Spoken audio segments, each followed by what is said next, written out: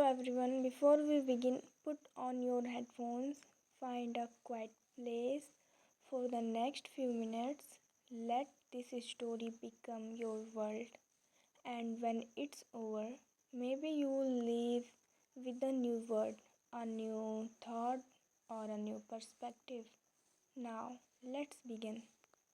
The broken clock. The oldest thing in my room wasn't my bookshelf.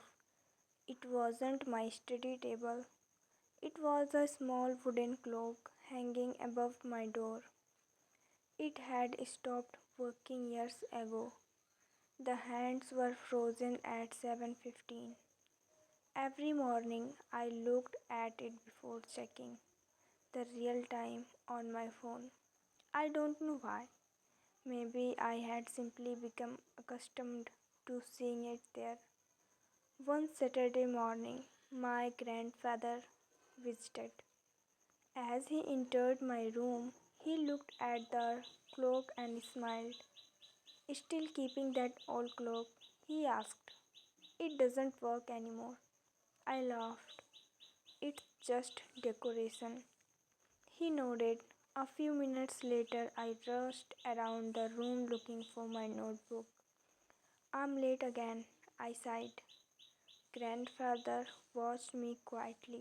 Then he asked, "Tell me, how long has that clock been broken?" "I don't know, maybe 3 years." He smiled. "So, for 3 years, you have known the clock doesn't work?" "Yes."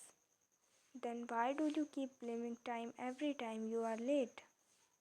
I stopped moving. I looked at him, confused. He pointed at the clock. "The clock is broken. Your habits are not supposed to be." His words stayed in the room long after he had finished speaking.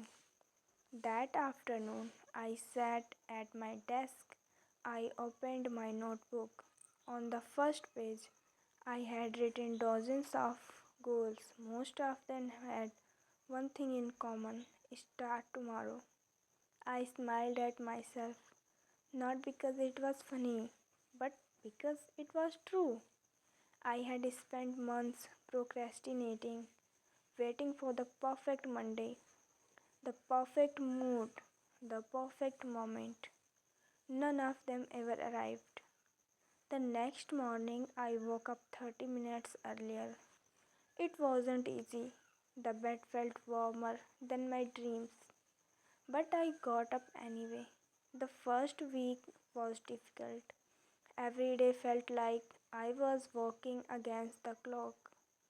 Assignments, homework, practice, everything seems to be demand more time than I had. But slowly something changed. I wasn't rushing anymore.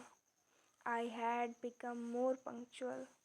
One evening, after finishing my homework before dinner, I looked at the old clock again. It still showed 7:15. It was still broken.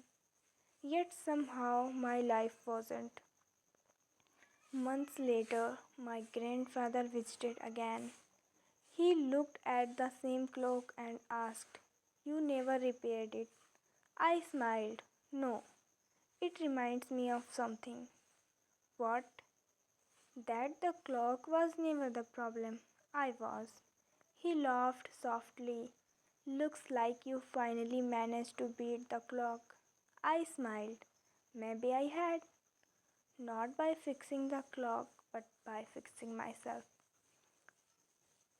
Now let's learn today's English expressions and vocabulary. First one is procrastinating. Procrastinating means delaying something that should be done. Example: he kept procrastinating instead of finishing his project. Second example is procrastinating only made my work more stressful. The second example is the second word is punctual. Punctual means arriving or doing something on time. First example is She is always punctual for class. Second example, being punctual shows respect for other people's time. Third word is nodded. Nodded means move the head up and down to show agreement or understanding or greeting. For example, she nodded when the teacher asked if she understood. Second example is he smiled and nodded before leaving the room. Fourth word is accustomed. Accustomed means familiar with something because you have experienced it regularly, used to it. Example, she became accustomed to waking up early every morning. Second example is after a few weeks, I was accustomed to speaking English every day. Now, against the clock. It means working with very little time before a deadline. Example, we were working against the clock to finish the project. Second one is beat the clock. Beat the clock means finish something before time runs out. Let's understand it with example. She beats the clock and submitted her assignment just before the deadline. Thanks for listening. I'll see you tomorrow with another story. Bye.